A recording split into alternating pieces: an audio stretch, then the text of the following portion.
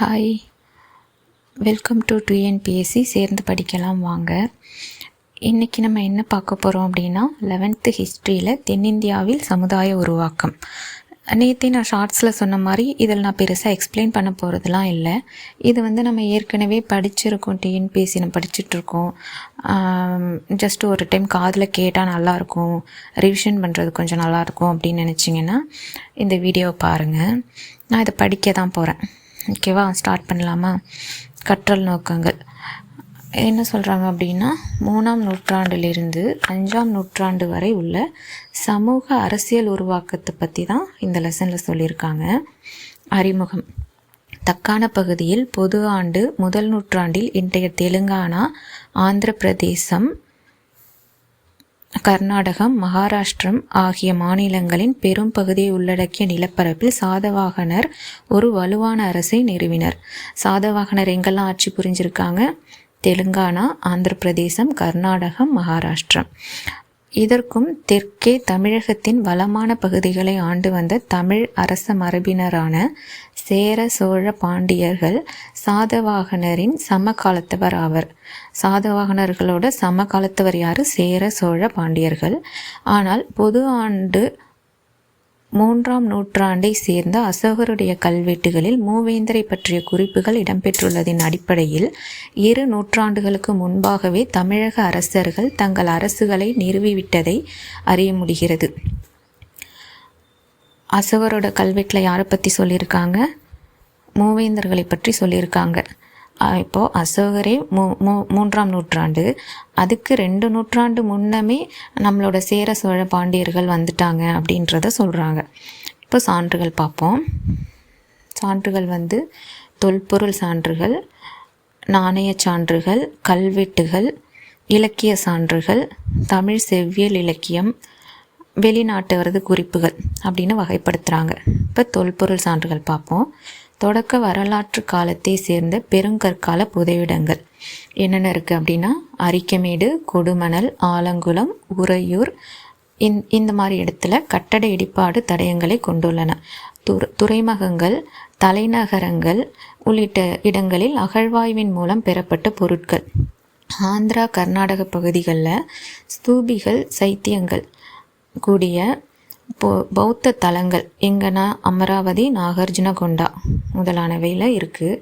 ஸ்தூபிகள் அப்படின்னா, ஸ்தூபி என்பது புதைமேடுகளின் மேல் களிமண்ணால் கட்டப்பட்டதாகும். புதைமேடுகள்னால் தெரியும்ல, இறந்தவங்களை புதைச்சிருப்பாங்கள்ல, அங்கே அவங்களோட இறந்தோரை எரித்த சாம்பல் இங்கு வைக்கப்படும்.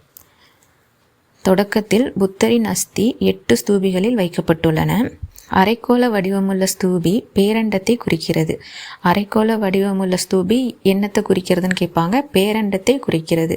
புத்தர் தான் ஆன்மீக உலகின் பேரரசர். ஓகேவா. ஸ்தூபிகளை சுற்றி அமைக்கப்பட்டுள்ள சுற்றுவட்ட பாதையில் பக்தர்கள் வலம் வருவர். ஓகே, இப்போது நாணய சான்றுகள் பார்ப்போம். ஆந்திரா, கர்நாடகா பகுதிகளில் சாதவாகனர்கள் மற்றும் அவர்களுக்கு முந்தைய குறுநில மன்னர்கள் வெளியிட்ட நாணயங்கள். சாதவாகனர்கள் எங்கே இருந்திருக்காங்க? ஆந்திரா, கர்நாடக பகுதிகளில். அப்புறம் சேர சோழ பாண்டிய நாணயங்கள், தங்கம், வெள்ளி, தாமிரத்தாலான ரோம நாணயங்கள். ரோம நாணயங்கள் எதால் இருக்குது? தங்கம், வெள்ளி, தாமிரம். அப்புறம் கல்வெட்டுகள். ஆந்திரா, கர்நாடக பகுதிகளில் காணப்படும் பிராகிருத மொழியில் அசோகர் கல்வெட்டுகள். ஆந்திரா, கர்நாடக பகுதிகளில் பிராகிருத மொழியில் அசோகர் கல்வெட்டுகள். பிராகிருத மொழின்றது முக்கியம், சரியா? அசோகர் கல்வெட்டுகள் எந்த மொழியில் பொறிக்கப்பட்டது அப்படின்னு கேட்பாங்க. பிராகிருத மொழி எந்த பகுதியில்? ஆந்திரா, கர்நாடக பகுதியில். தமிழக, கேரள குகைகளில் காணப்படும் தமிழ் பிராமி கல்வெட்டுகள் எங்கெல்லாம் இருக்குது? மாங்குளம், ஜம்பை, புகழூர் முதலானவை. தமிழக, கேரள குகைகளில் என்ன காணப்படுது? தமிழ் பிராமி கல்வெட்டுகள் எங்கெல்லாம் இருக்குது? மாங்குளம், ஜம்பை, புகழூர். அப்புறம் ஆந்திரா பகுதிகளில் சாதவாகனர் கல்வெட்டுகளும் பிற பௌத்த கல்வெட்டுகளும். சாதவாகனர் கல்வெட்டு எங்கே இருக்குது? ஆந்திரா. அப்புறம் தமிழக பகுதியில் கிடைத்துள்ள மட்பாண்டங்கள், மோதிரம், கற்கள் ஆகியவற்றில் பொறிக்கப்பட்ட எழுத்துகள். இந்தியாவிற்கு வெளியே பெரனிக்கே குவாசிர் அல் கதாம் எகிப்தில் இருக்குது. தமிழக பகுதியில் என்னெல்லாம் கிடைச்சிருக்கு?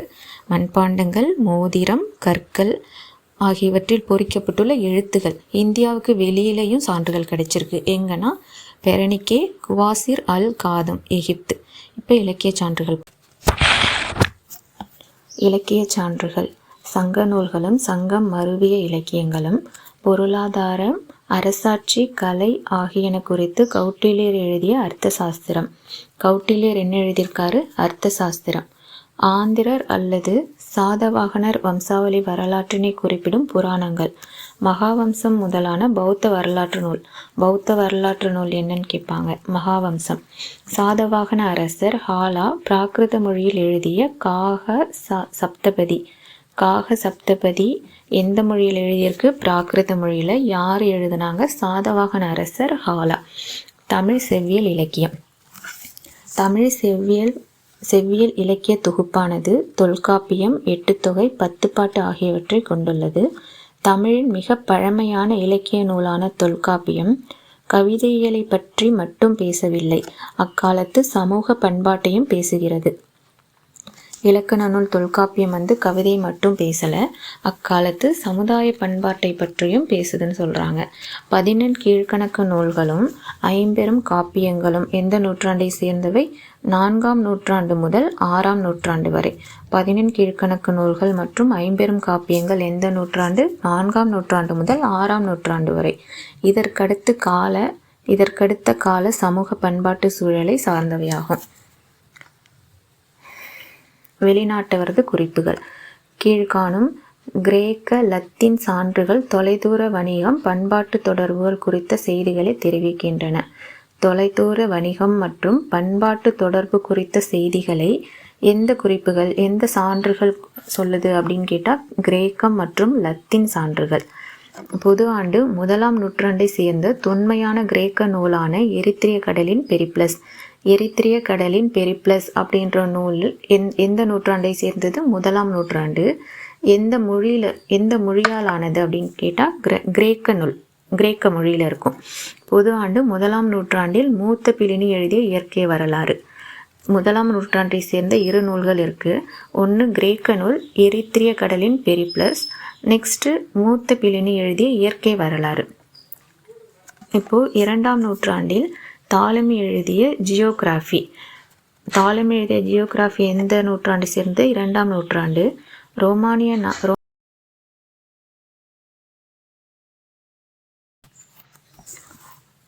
மௌரியர் கால தென்னிந்தியா.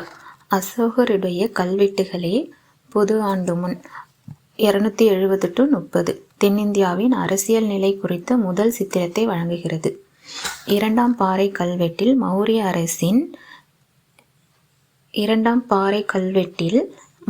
அரசின் எல்லைக்கு அப்பால் அமைந்த அண்டை அரசுகளான தமிழகத்தில் ஆட்சி புரிந்த அரச மரபுகளான சோழர், பாண்டியர், கேரளபுத்திரர், சத்தியபுத்திரர் ஆகியோரை குறிப்பிடுகின்றார்.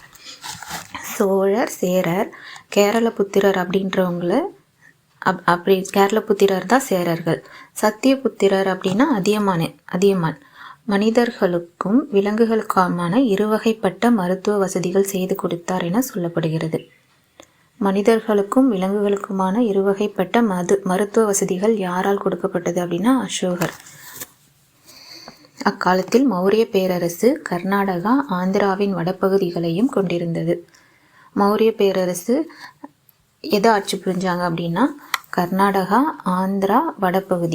ஆந்திராவின் வடபகுதி. தமிழக அரசுகள் சுதந்திரமான அண்டை நாடுகள் என்றே குறிப்பிடப்பட்டுள்ளன. எட்டுத்தொகை, பத்துப்பாட்டு ஏறத்தாழ 2400 பாடல்கள் கொண்ட இலக்கிய கருவூலமாகும். எட்டுத்தொகை பத்துப்பாட்டில் எவ்வளோ பாடல்கள் இருக்குது? 2400 பாடல்கள். 3 முதல் 800 அடி அளவு கொண்ட இப்பாடல்கள் பாணர்களாலும் புலவர்களாலும் இயற்றப்பட்டவை. எட்டுத்தொகை நூல்கள் என்னென்னா நற்றிணை, குறுந்தொகை, ஐங்குறுநூறு, 10 பரிபாடல், கலித்தொகை, அகநானூறு, புறநானூறு. பத்துப்பாட்டு நூல்கள் திருமுருகாற்றுப்படை, பொருணராற்றுப்படை, சிறுபானாற்றுப்படை, பெரும்பானாற்றுப்படை, முல்லைப்பாட்டு, மதுரை காஞ்சி, நெடுநல்வாடை, குறிஞ்சிப்பாட்டு, பட்டினப்பாலை, மலைப்படுகடம். சங்கம் மருவிய காலத்தை சேர்ந்த 11 கீழ்கணக்கு நூல்கள் பெரும்பாலும் நீதி பற்றியும் ஒழுக்க நெறிமுறைகள் பற்றியும் பேசுபவனாகும். திருக்குறளும் நாலடியாரும் இதில் முதன்மையானவை. காப்பியங்களான சிலப்பதிகாரமும் மணிமேகலையும் பண்பாட்டு மற்றும் மத வரலாற்றுக்கு சிறந்த சான்றுகளாக பயன்படுபவை. சங்ககால பெண்பார் புலவர்கள் பற்றி கொடுத்துருக்காங்க. சங்க பாடல்களின் தொகுப்பிற்கு பங்களித்த 450க்கும் மேற்பட்ட புலவர்களில் 30 பெண்பார் புலவர்களும் அடங்குவர். இவர்கள் 150க்கும் மேற்பட்ட பாடல்களை இயற்றியுள்ளனர். 450 புலவர்கள், அதில் 30 பெண்பால் புலவர்கள். அந்த 30 பேர் எவ்வளோ பாடல்கள் இயற்றியிருக்காங்க அப்படின்னா 150 பாடல்கள். ஔவையார், அல்லூர் நன்முல்லையார், காக்கை பாடினியார், காவற்பெண்டு, நல்வெளியார், ஒக்கூர் மாசாத்தியார், பாரி மகளிர் ஆகியோர் மிக முக்கிய பெண்பார் புலவர்கள். அடுத்து சாதவாகனர்களின் ஆட்சியின் கீழ் தென்னிந்தியா. சாதவாகனர்கள் எந்த நூற்றாண்டை சேர்ந்தவங்க? முதல் நூற்றாண்டு. எங்கே ஆட்சி புரிஞ்சாங்க அப்படின்னா தக்கான பகுதியில். மகாராஷ்டிரா, கர்நாடகம், மத்திய பிரதேசம் ஆகிய மாநிலங்களை சேர்ந்த ஒரு சில பகுதிகளை அவர்கள் ஆண்டனர். சாதவாகனர்கள் எந்த பகுதிகளை ஆண்டனர் அப்படின்னு கேட்டால் மகாராஷ்டிரா, கர்நாடகா, மத்திய பிரதேசம். ஓகேவா? அவர்கள் அண்மை கால தொல்லியல் ஆய்வுகளின்படி தெலுங்கானா பகுதியில் ஆட்சியை தொடங்கிய சாதவாகனர் மகாராஷ்டிரா பகுதிகளுக்கு நகர்ந்து கோதாவரி நதி தீரத்தில் பிரதிஸ்தான், மகாராஷ்டிராவில் பைத்தன் எனும் நகரை தலைநகரமாக கொண்டு ஆட்சி புரிந்தனர். சாதவாகனர்கள் எங்கே ஆட்சி ஆரம்பித்தாங்க அப்படின்னா தெலுங்கானா பகுதி, அதுக்கப்புறம் மகாராஷ்டிராவுக்கு, அதுக்கப்புறம் கோதாவரி நதி தீரத்தில் பிரதிஸ்தான், இப்போ மகாராஷ்டிராவில் பைத்தன் அப்படின்னு சொல்லுவாங்க, அந்த நகரத்தை தலைநகராக கொண்டு ஆட்சி புரிஞ்சாங்க. பின்னர் கிழக்கு பக்கமாக நகர்ந்து ஆந்திராவின் கடற்கரை பகுதிகளை கட்டுப்படுத்தினர். பிலினியின் நூல் ஆந்திர நாட்டில் இருந்த கோட்டைகளுடன் கூடிய 30 நகரங்கள், ஒரு பெரும்படை, குதிரைப்படை, யானைப்படை குறித்து பேசுகிறது. பிலினியின் நூல் எதை பற்றி பேசுது? ஆந்திராவில் உள்ள 30 நகரங்கள், பெரும்படை, குதிரைப்படை, யானைப்படை ஆகியன குறித்து பேசுகிறது. சாதவாகன அரசர்களுள் கௌதமபுத்திர சதகர்ணி பெரும் அரசராவர். சாக அரசர் நாகபானாவை வென்ற அவர் நாகப்பனாவின் நாணயங்களை தன் அரச முத்திரையோடும் மீண்டும் வெளியிட்டார். அவருடைய தாயான கௌதம பாலஸ்ரீ என்பாரின் நாசி கல்வெட்டு சாகர் பகல்வர் யவனர்கள் ஆகியோரை இவர் வெற்றி கொண்டதாக கூறுகிறது. சாதவாகனரில் முக்கியமான அரசர் யார்? கௌதமபுத்திர சதகர்ணி. அவர் நாகப்பானாவோட அரசரை வென்று நாகப்பானாவின் நாணயங்களை தன் அரச முத்திரையோடு வெளியிட்டார். கௌதமபுத்திர சதகர்ணியோட தாய் பேர் கௌதம பாலஸ்ரீ. அவங்களோட நாசி கல்வெட்டில் சாகர் பகல்வர் யவனர்கள் ஆகியோரை இவர் வெற்றி கொண்டதாக கூறுகிறது. பெருமைக்குரிய அஸ்வமேத யாகத்தை இவர் நடத்தியாகவும் கூறப்படுகிறது. அஸ்வமேத யாகத்தை நடத்தியவர் சாதவாகன அரசர் கௌதமபுத்திரர். ஓகேவா? கௌதமபுத்திர சதகர்ணி. கௌதமபுத்திர சதகர்ணிக்கு பின்னர் ஆட்சி பொறுப்பேற்ற வசிஷ்டபுத்திர புலுமாயி சாதவாகன நாட்டின் எல்லைகளை விரிவடை செய்தார். மற்றொரு புகழ்பெற்ற அரசரான யக்னஸ்ரீ சதகர்ணி தனது ஆட்சியின் வெளிநாட்டு வணிகத்தின் முக்கியத்துவத்தை காட்டும் வகையில் கப்பலின் வடிவம் பதிக்கப்பட்ட நாணயங்களை வெளியிட்டார். கப்பலின் வடிவம் பதிக்கப்பட்ட நாணயங்களை வெளியிட்ட அரசர் யார்? யக்னஸ்ரீ சதகர்ணி. வசிஷ்டபுத்திர புலுமாய் என்ன பண்ணார்? சாதவாகன நாட்டோட எல்லைகளை விரிவடைய செய்தார். சாதவாகன அரசர் ஹாலா 700 காதற்பாடுகளை கொண்ட காகா சப்தபதி என்ற நூலை இயற்றினார்.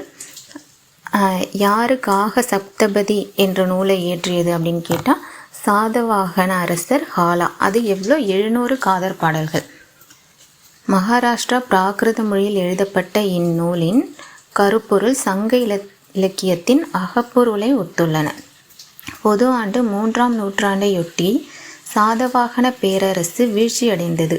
அவர்கள் தொடர்ந்து ஆந்திர பகுதியில் இக்ஷவாகுவும் அதனைத் தொடர்ந்து பல்லவர்களும் வட கர்நாடக பகுதிகளில் கடம்பர்களும் ஆட்சி புரிந்தனர். இதை மேட்ச் த ஃபாலோவிங்கில் கேட்பாங்க. ஆந்திர பகுதியில் இக்ஷவாகவும் அதுக்கப்புறம் பல்லவர்கள், அப்புறம் வட கர்நாடக பகுதியில் கடம்பர்கள் ஆட்சி புரிந்தனர். சாதவாகனர் காலத்தின் முக்கியத்துவம். நிலமானியம் வழங்குவது சாதவாகனர் காலத்தின் முக்கிய அம்சமாகும். இது யார் யாருக்கெல்லாம் கொடுத்தாங்கன்னா பௌத்தர்களுக்கும் பிராமணர்களுக்கும் கொடுத்தாங்க. பௌத்தர்களுக்கு கொடுக்குற நிலங்களுக்கு வரி விலக்கு அளிக்கப்பட்டதை நனிக்காட் கல்வெட்டு குறிப்பிடுகின்றது. பௌத்த துறவிகளுக்கு வழங்கப்பட்ட நிலங்களுக்கு வரி விலக்கு அளிக்கப்பட்டதை எந்த கல்வெட்டு குறிப்பிடுது அப்படின்னா நனிக்காட் கல்வெட்டு. இவ்வாறு மத குருமார்களை கொண்ட குழுக்கள் செல்வாக்கு பற்றி உயரிடத்தை வகிக்க தொடங்கியதை காண முடிகிறது. இவங்க என்ன பண்ணாங்க அப்படின்னா அந்த நிலங்களில் அவங்க போய் வேலை செய்ய மாட்டாங்க, விவசாயிகளை வச்சு வேலை வாங்குவாங்க. இப்போது விவசாயிகள் ஒரு பிரிவாகவும் இவங்க கொஞ்சம் உயர்ந்த பிரிவாகவும் மாறிட்டு இருந்துச்சு. இது காலப்போக்கில் நிலத்தை அடிப்படையாக கொண்ட சமூக படிநிலைகளும் பிரிவுகளும் உருவாக்குவதற்கு இட்டு சென்றது. முதலாக தக்காணத்தின் பெரும் பகுதியை உள்ளடக்கிய ஒரு பெரிய அரசு நிறுவப்பட்டது. பௌத்த சங்கங்களுக்கு என்றே பல குடைவரை கோயில்கள் உருவாக்கப்பட்டன. முதலாக தக்காணத்தின் பெரும் பகுதியை உள்ளடக்கிய ஒரு பெரிய அரசு நிறுவப்பட்டது. அதுதான் எந்த அரசு அப்படின்னு பார்த்தா சாதவாகனர்கள். அவை உள்நாட்டு பகுதிகளையும் கொங்கண கடற்படை பகுதிகளையும் உள்நாட்டு வணிக பாதைகளையும் இணைக்கும் புள்ளிகளாக அமைக்கப்பட்டிருந்தமைக்கான சான்றுகளை இவை கொண்டுள்ளன. இக்காலத்தில் இந்தியாவிற்கும் ரோம் நாட்டிற்கும் இடையே விறுவிறுப்பான வணிகம் நடைபெற்றது. சாதவாகனர்களின் ஆட்சி காலத்தில் யாருக்கும் நல்ல வணிகம் நடைபெற்றுச்சு அப்படின்னு பார்த்தா இந்தியாவுக்கும் ரோம் நாட்டுக்கும் இடையே. இதுதான் நனிக்கட் கல்வெட்டு. நெக்ஸ்ட்டு சங்க காலம். பொது ஆண்டுக்கு முந்தைய இறுதி 3 நூற்றாண்டுகளிலிருந்து பொது ஆண்டிற்கு பின்னர் தொடங்கும் முதல் 3 நூற்றாண்டுகள் வரையிலான காலம் சங்க காலம் என ஏற்றுக்கொள்ளப்பட்டிருக்கிறது. இக்காலம் பற்றிய செய்திகள் பெருமளவில் சங்க இலக்கியங்களிலிருந்தே பெறப்படுகின்றன. சங்க காலம் அப்படின்னா பொது ஆண்டு முன் 3ஆம் நூற்றாண்டிலிருந்து பொது ஆண்டிற்கு பின் தொடங்கும் 3 நூற்றாண்டுகள், 3 to 3. ஓகேவா? இலக்கிய சான்றுகள் தவிர தெளிவான கல்வெட்டு சான்றுகள், தொல்பொருள் சான்றுகள் கிடைக்கப் பெறுவதால் இக்காலகட்டம் ஓரிரு நூற்றாண்டுகளுக்கு முன்பாகவே தொடங்குகிறது என்று கூறலாம். ஆகவே இக்காலகட்டத்தை தொடக்க வரலாற்று காலம் என அழைப்பதே பொருத்தமாகும். தொடக்க வரலாற்று காலம் அப்படின்னா என்னன்னா சங்க காலம். மூவேந்தர். பொது ஆண்டு முன் 3ஆம் நூற்றாண்டிலேயே தமிழகத்தின் 3 அரசு மரபுகள் குறித்து அசோகர் அறிந்திருந்தாலும் பொது ஆண்டு 1ஆம் நூற்றாண்டு மற்றும் அதற்கு பின் வந்த காலத்தை சேர்ந்த சங்க இலக்கியத்தின் மூலமே அவ்வரசர்களின் பெயர்களை அறிந்து கொள்ள முடிகிறது. மூவேந்தர் என்று அறியப்பட்ட மணிமுடி சூடிய அரசர்களான சேர, சோழ, பாண்டியர் பெரும்பாலான வேளாண் நிலங்களையும் வணிக பெருவழிகளையும் நகரங்களையும் தங்கள் கட்டுப்பாட்டில் வைத்திருந்தனர். அசோகர் கல்வெட்டுகளில் மேற்சொல்லப்பட்ட மூவேந்தரோடு இடம்பெற்றுள்ள சத்தியபுத்திர அதியமான் என்பது சங்க பாடல்களில் இடம்பெறும் வேளிரை குறிப்பதாக இருந்தது. அசோகர் கல்வெட்டில் சத்தியபுத்திரர் அதியமான் என்பது சங்க பாடல்களில் இடம்பெறும் வேளிரை குறிப்பதாக உள்ளது. சோழர் சங்கத்தின் மத்திய வடபகுதிகளை தங்கள் கட்டுப்பாட்டின் கீழ் கொண்டிருந்தனர். சோழர்கள் எங்கே ஆட்சி புரிஞ்சாங்க அப்படின்னா தமிழகத்தின் மத்திய வடபகுதிகளை. அவர்களது ஆட்சியின் மையமாக இருந்த பகுதி காவிரி ஆற்றின் கழிமுக பகுதியாகும். சோழர்களின் ஆட்சி மையமாக இருந்த பகுதி என்ன அப்படின்னா காவிரி ஆற்றின் கழிமுக பகுதி. இதுவே பின்னர் சோழ மண்டலம் என்று அழைக்கப்படுகிறது. அவர்களின் தலைநகர் உறையூர் திருச்சிராப்பள்ளிக்கு பக்கத்தில் இருக்குது. புகார் அல்லது காவேரி பூம்பட்டினமானது முக்கிய துறைமுகமாகவும் அரச குடும்பத்தின் மாற்று வாழ்விடமாகவும் திகழ்ந்தது. அரச குடும்பத்தோட மாற்று வாழ்விடம் என்னன்னு கேட்டால் புகார் அல்லது காவேரி பூம்பட்டினம், இப்போ பூம்புகார்னு சொல்கிறாங்க. இவங்களோட சின்ன என்னன்னா புலி. காவேரி பூம்பட்டினம் இந்துமா கடலின் பல பகுதிகளை சேர்ந்த வணிகர்களை தன்பால் ஈர்த்தது. கரிகாலனின் ஆட்சியின் போது இங்கு நடைபெற்ற ஆரவாரமான வணிக நடவடிக்கைகளை குறித்து கடியலூர் உருத்திரங்கண்ணனார் பட்டினப்பாலையில் விரிவாக விளக்குகிறார். கரிகாலனோட ஆட்சியை பற்றி எந்த நூல் குறிப்பிடுது அப்படின்னா பட்டினப்பாலை யார் எழுதினாங்க? கடியலூர் உருத்திரங்கண்ணனார். இளஞ்சேட் சென்னியின் மகனான கரிகாலன் சங்ககால சோழ அரசர்களில் தலையாயவராக அறியப்படுகிறார். பட்டினப்பாலை அவருடைய ஆட்சியை பற்றி விரிவாக கூறுகிறது. யாரோட ஆட்சியை பற்றி கூறுது? கரிகாலனோட ஆட்சியை பற்றி. சோழ அரசர்களில் முதன்மையானவர் அப்படின்னு பார்த்தீங்கன்னா கரிகாலன். பட்டினப்பாலை அவருடைய ஆட்சியை பற்றி விரிவாக சொல்லுது. கரிகாலனுடைய தலையாய போர் வெற்றி என்பது வெண்ணி போர்க்களத்தில் சேரரையும் பாண்டியரையும் அவர்களுக்கு உதவிய 11 வேளிர்குல தலைவர்களையும் வெற்றி கொண்டதாகும். காட்டை வெட்டி நாடாக்கியதற்காகவும், குளம் வெட்டி வளம் பெருக்கியதற்காகவும், காவிரியில் அணை கட்டி வாய்க்கால்கள் வெட்டி நீர்ப்பாசன வசதிகள் ஏற்படுத்தி கொடுத்ததன் மூலம் வேளாண்மையை வளரச் செய்தார் என்பதற்காகவும் இவர் போற்றப்படுகிறார். நீர்ப்பாசன வசதி, அப்புறம் போர் வெற்றி அப்படின்னு பார்த்தீங்கன்னா வெண்ணி போர்க்களத்தில் சேரர், பாண்டியர் மற்றும் 11 வேளிர்குல தலைவர்களை வெற்றி கொண்டார். நெக்ஸ்ட், பெருநற்கிள்ளி எனும் பெயருடைய மற்றொரு அரசன் வேத வேள்வியான ராஜசூய யாகத்தை நடத்தியுள்ளார்.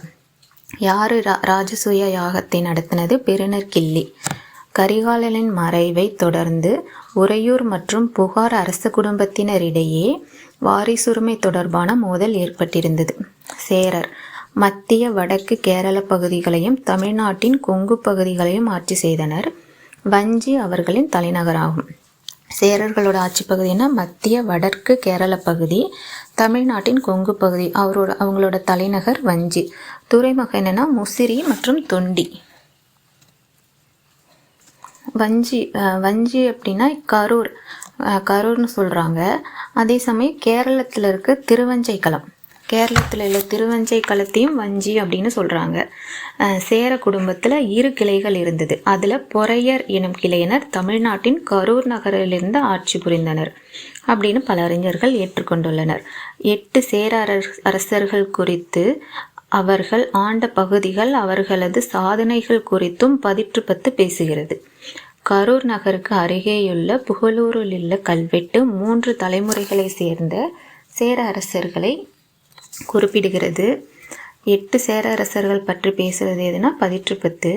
அதே மாதிரி புகழூரில் இருக்கிற கல்வெட்டு 3 தலைமுறையை சேர்ந்த சேர அரசர்களை குறிப்பிடுகிறது. அவர்களில் ஒருவர் சேரர் இரும்பொறை தன் பெயரில் நாணயங்களை வெளியிட்டார். தன் பெயரில் நாணயங்களை வெளியிட்ட சேர அரசர் யாரு? சேரல் இரும்பொறை. இமயவரம்பன் நெடுஞ்சேரலாதனும் செங்குட்டுவனும் முக்கிய சேர அரசர்கள் ஆவர். பல குறுநில மன்னர்களை செங்குட்டுவன் வெற்றி கொண்டுள்ளார். கடற்கொள்ளையர்களை அடக்கியதன் மூலம் முக்கிய துறைமுகமான முசிறியின் பாதுகாப்பை உறுதிப்படுத்தினார். ஆனால் சிலப்பதிகாரத்தில் குறிப்பிடப்படும் செங்குட்டுவனின் மாபெரும் வட இந்திய படையெடுப்பு சங்க இலக்கியங்களில் சொல்லப்படவில்லை. இவர் 56 ஆண்டுகள் ஆட்சி செய்தார். வைதீக அவைதீக மதங்களை ஆதரித்ததாகவும் கூறப்பட்டுள்ளது. எத்தனை ஆண்டு? 56 ஆண்டு. அப்புறம் செப்பு ஈய நாணயங்களை வெளியிட்டார். தமிழ் பிராமியில் புராண குறிப்புகளை கொண்டுள்ள அவை ரோம நாணயத்தை போல் உள்ளன. எழுத்துகள் எவையும் இல்லாமல் சேரர்களின் வில் அம்பு சின்னங்களை தாங்கிய சேர நாணயங்களும் கிடைத்துள்ளன. செம்பு ஈய நாணயங்களை வெளியிட்டார். அதுக்கப்புறம் தமிழ் பிராமில புராண குறிப்புகளை கொண்டுள்ள அவை ரோம நாணயத்தை போல் உள்ளன. ரோம நாணயத்திலையும் தமிழ் பிராமில் புராண குறிப்புகள் இருந்திருக்கும் போல இருக்கு. அவங்களோட நாணயம் மாதிரி இருந்துச்சான். சேரர்களின் வில் அம்பு சின்னங்களை தாங்கிய சேர நாணயங்களும் கிடைத்துள்ளன. அவர்களோட நாணயத்தில் வில் அம்பு சின்னம் அதையும் போட்டு வெளியிட்டிருக்காங்க. பாண்டியர் மதுரையிலிருந்து ஆண்டனர். மதுரையை ஆண்டவர்கள் பாண்டியர்கள். தாமிரபரணி நதி வங்காள விரிகுடா கடலில் கலக்கும் இடத்தில் அமைந்துள்ள கொற்கை அவர்களின் முக்கிய துறைமுகமாகும். இது முத்து குளிப்பிற்கும் சங்குகள் சேகரிப்பதற்கும் பெயர் பெற்றது. கொற்கை பெரிப்ளஸின் குறிப்புகளில் கொல்கொய் என்று குறிப்பிடப்பட்டுள்ளது. இதில் பெரிப்ளஸின் குறிப்புகள் ஞாபகம் வச்சுக்கோங்க. பெரிப்ளஸின் குறிப்புகள் அதில் என்ன சொல்லியிருக்காங்க? கொற்கையை கொல்கை அப்படின்னு சொல்லியிருக்காங்க. பாண்டியரோட சின்னம் மீன். நாணயங்களில் ஒரு புறம் யானையின் வடிவமும் இன்னொரு பக்கம் புதிய பாணியில் மீனின் உருவமும் இருக்கும். இவர்கள் கேரளத்தின் தெற்கு பகுதிகள் மீது போர் தொடுத்து கோட்டயத்துக்கு அருகிலுள்ள நெல்கிண்டா துறைமுகத்தை தங்கள் கட்டுப்பாட்டிற்குள் கொண்டு வந்தனர். நெல்கிண்டா துறைமுகத்தை தங்கள் கட்டுப்பாட்டில் கொண்டு வந்துள்ளனர். மரபு வழி செய்தியின்படி பாண்டியர் தமிழ்ச்சங்கங்களை ஆதரித்து சங்க நூல்களை தொகுப்பித்தனர். சங்க பாடல்கள் பாண்டிய அரசர்களின் பெயர்களை குறிப்பிடுகின்றன. ஆனால் அவர்கள் எப்போது அரச பதவி ஏற்றார்கள், அவர்கள் ஆண்ட கால அளவு என்ன என்பதை போன்ற விவரங்கள் தெளிவாக இல்லை. மாங்குளம் தமிழ் பிராமி கல்வெட்டு பொது ஆண்டு முன் 2ஆம் நூற்றாண்டை சேர்ந்த பாண்டிய அரசன் நெடுஞ்செழியனை குறிப்பிடுகின்றது. மாங்குளம் கல்வெட்டு யாரை பற்றி குறிப்பிடுகிறது? நெடுஞ்செழியனை பற்றி. பாண்டிய அரசன் நெடுஞ்செழியன். மதுரை காஞ்சி யாரை பற்றி குறிப்பிடுது அப்படின்னா முதுகுடுமி பெருவழுதி மற்றொரு நெடுஞ்செழியனான தலையானங்காலத்து நெடுஞ்செழியன்.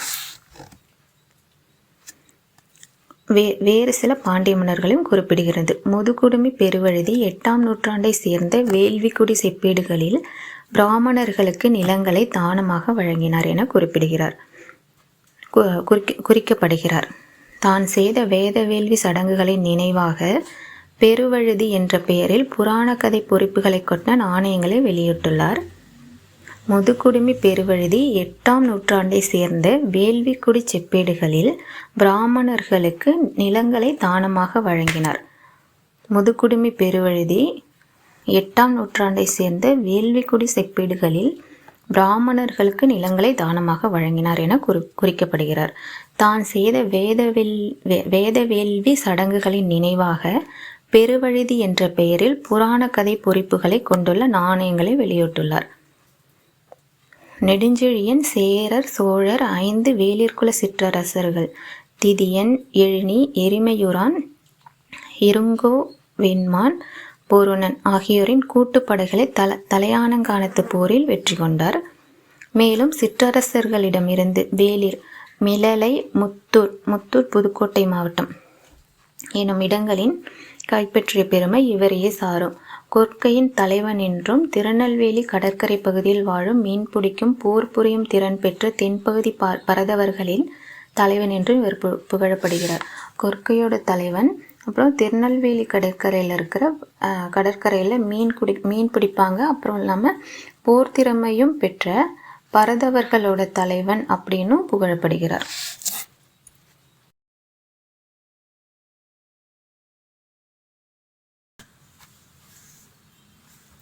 தமிழ் திணைப்பகுதிகளில் சமூக உருவாக்கம். அக்காலத்தில் சமூக உருவாக்கத்தை நாம் புரிந்து கொள்ள சங்க இலக்கியங்கள் பெரிதும் துணை புரிகின்றன. திணை கோட்பாட்டின் பின்புலத்தில் தமிழகம் குறிஞ்சி, முல்லை, மருதம், நெய்தல், பாலை எனும் 5 முக்கிய நிலப்பரப்புகளாக பிரிக்கப்பட்டிருந்தது. குறிஞ்சி மலையும் மலை சார்ந்த பகுதி. இங்கு வேட்டையாடுதல், உணவு சேகரித்தலே வழக்கமாக இருந்தது. முல்லை காடும் சார்ந்த பகுதி. அங்கே என்னன்னா வேளாண்மை தான் முதன்மையான தொழிலாக இருந்துச்சு. மருதம் வயலும் மயில் சார்ந்த இடம்.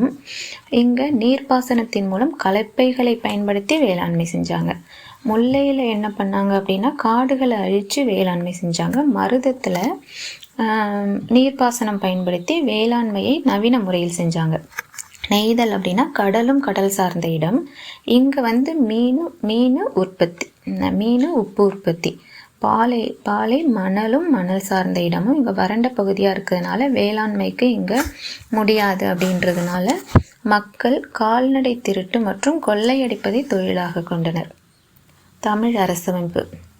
ஒரு வகையில் இத்திணைசார் பாகுபாடு சமூகத்தின் பல்வேறு மட்டங்களில் நிலவிய சமச்சீரற்ற வளர்ச்சியை பிரதிபலிப்பதாய் அமைந்துள்ளது என்றும் சொல்லப்படுகிறது. அரசியல் வடிவங்களிலும் அந்நிலை காணப்பட்டது. ஆட்சியாளர்களில் 3 வகைப்பட்ட தலைமைத்துவம் கொண்டவர்களை காணப்படுகிறது. கிழார், வேளிர், வேந்தன். கிழார் அப்படின்னா சின்ன கிராமங்கள் அல்லது ஒரு சில பகுதியின் தலைவராக இருக்கிறவங்க தான் கிழார். அதுக்கப்புறம் நாடு என்றறியப்பட்ட நிர்வாக பிரிவின் தலைவராக கிழாராக இருந்து அதுக்கப்புறம் கொஞ்சம் கொஞ்சமாக முன்னேறி நாடு அப்படிங்கிற ஒரு பிரிவை ஆண்டவங்க தான் வேளிர். இவர்கள் முக்கியமாக என்னென்னா பழங்குடி சமூகங்களின் தலைவர்கள் ஆவர். பழங்குடி சமூகங்களின் தலைவர்கள் யார் அப்படின்னு பார்த்தா வேளிர். வேந்தர் நல்ல பெரிய நிலப்பரப்பு, வளமான நிலப்பகுதியை ஆண்டவர்கள் தான் வேந்தர். எண்ணிக்கையில் அதிகமாக இருந்தாங்க வேளிர். அவங்க என்ன பண்ணாங்க அப்படின்னா பல்வேறு புவியியல் தன்மைகளை கொண்ட குறிப்பாக மூவேந்தர்களின் வளம் நிறைந்த பகுதிகளின் இடையே அமைந்திருந்த மலைப்பாங்கான காட்டு பகுதிகளை தங்கள் கட்டுப்பாட்டில் கொண்டிருந்தனர். அதியமான், பாரி, ஆய், இருங்கோ போன்ற குறுநில மன்னர்கள் ஒவ்வொருவரும் தங்களுக்கென இயற்கை வளமிக்க ஒரு பகுதியை ஆண்டனர். அவர்கள் பெருந்தன்மை கொண்ட புரவலர்களாக புலவர்களையும் ஆடல் பாடல் கலைஞர்களையும் ஆதரித்தனர். யாரு? வேளிர். வேளிர்கள் புலவர்களையும் ஆடல் பாடல் கலைஞர்களையும் ஆதரித்தனர். இவர்கள் படை வலிமையும் பெற்றிருந்தாங்க. ஆணிரை கவர்தல் காரணமாக இவர்களிடையே அடிக்கடி மோதல்கள் நடைபெற்றன. பல நேரங்களில் இவர்கள் எல்லாருமே சேர்ந்து மூவேந்தர்களில் யாரையாவது ஒருத்தவங்களை எதிர்த்து நின்னாங்க. சங்க கால சேர சோழ பாண்டிய அரசுகளின் அரசியல் அமைப்பை பொறுத்த மட்டிலும் அறிஞர்களிடையே பல மாறுபட்ட கருத்துகள் நிலவுகின்றன. தொடக்க காலத்தை சேர்ந்ததும்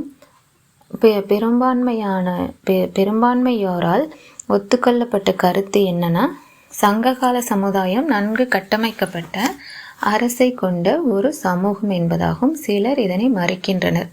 சேர சோழ பாண்டியரின் அரசியல் முறையானது அரசு உருவாக்கத்திற்கு முன்பான குடிமை தலைமை முறையை சேர்ந்தது என்பது இவர்களின் கருத்தாகும்.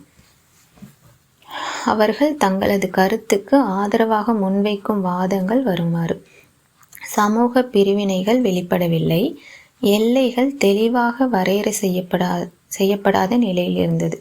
இதெல்லாம் எதுக்கு சொல்கிறாங்க அப்படின்னா, குடிமை தலைமை முறையை சேர்ந்தது. குடிமை தலைமை முறையோட இயல்புகள் என்னென்ன அப்படின்னு கேட்டிங்கன்னா, சமூக பிரிவினைகள் இல்லை, அதே மாதிரி எல்லைகளும் நன்கு வரையறுக்கப்படலை. அப்புறம் ஒரு அரசின் உருவாக்கத்திற்கு தேவைப்படுற வேளாண் வளர்ச்சி, வேளாண் உபரி நாசம் ஏற்படுத்தும் போர்கள் தடுக்கப்பட்டன. பெருசாக போர்களும் நடக்கலை. வட இந்திய அரசுகள் போல் வரி விதிப்பும் இருந்ததா எந்த சான்றுகளும் இல்லை அப்படின்னு சொல்கிறாங்க. மேற்சொல்லப்பட்ட கருத்துக்களை எதிரான நிலைப்பாட்டர்கள் கீழ்காணும் வாதங்களை முன்வைக்கின்றனர். சங்க இலக்கியங்களில் நல்லா பார்த்தோன்னா, மருதநில வாழ் மக்கள் அந்த சமூகத்தில் வேற்றுமைகள் இருந்துச்சு அப்படின்னு சொல்கிறாங்க. சங்க இலக்கியங்களில் மருதநில பகுதி வாழ் சமூகத்தில் வேற்றுமைகள் தோன்றிவிட்டதை அறியலாம். தங்கள் நிலத்தின் மீது மூவேந்தர் கொண்டிருந்த பற்று, இவர்கள் கொண்டிருந்த செல்வாக்கையும் 1ஆம் நூற்றாண்டை சேர்ந்த கிரேக்க ரோமானிய நூல்கள் துணை சான்றுகளை உறுதிப்படுத்தியிருந்தன. ஆட்சி பகுதியை விரிவுபடுத்துவதற்காக போர்களை மேற்கொண்டார்கள் அப்படின்றத எது சொல்லுதுன்னா, புறத்தின இலக்கியங்களை சொல்கிறாங்க. வணிக பெருவழிகளிலும் காவிரி பூம்பட்டினம் துறைமுகத்திலும் வரி வசூலிக்கப்பட்டது குறிப்பிடப்பட்டுள்ளது. மலையக பகுதிகளில் முசிறி துறைமுகங்களிலிருந்து சேர அரசர் வரிகள் பெற்றனர். பொது ஆண்டு முன் 1ஆம் நூற்றாண்டின் பிற்பகுதியில் தொடங்கி பொது ஆண்டு 3ஆம் நூற்றாண்டு வரை வணிகம் மிக பெரும் பங்கை வகித்தது. வேந்தர்களின் அரசியல் எழுச்சி இரும்பு காலகட்டத்தில் பொது ஆண்டு முன் 1100 to 300 அப்போ தோன்றிய தலைவர்களிடமிருந்து தொடக்க வரலாற்று கால வேந்தர்கள் உருவாயினர்.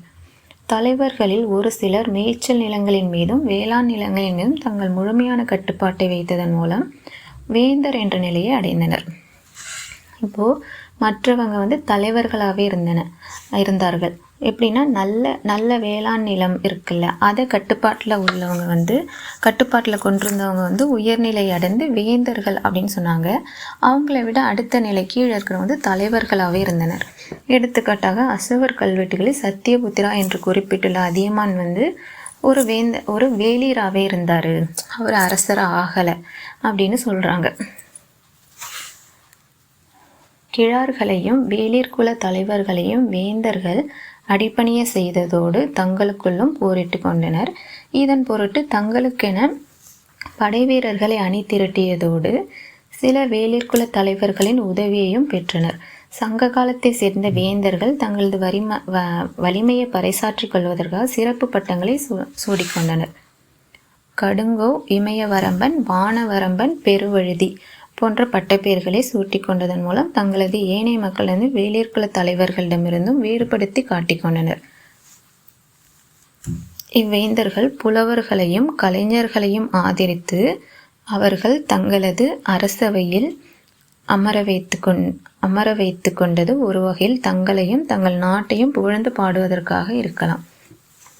எடுத்துக்காட்டாக சோழ அரசன் கரிகாலன் பட்டினப்பாலை இயற்றிய கடியலூர் உருத்திரங்கண்ணனாருக்கு பெரிய அளவில் நிறைய பொன் நாணயங்கள் பரிசாக அளித்துள்ளார் அப்படின்னு சொல்கிறாங்க.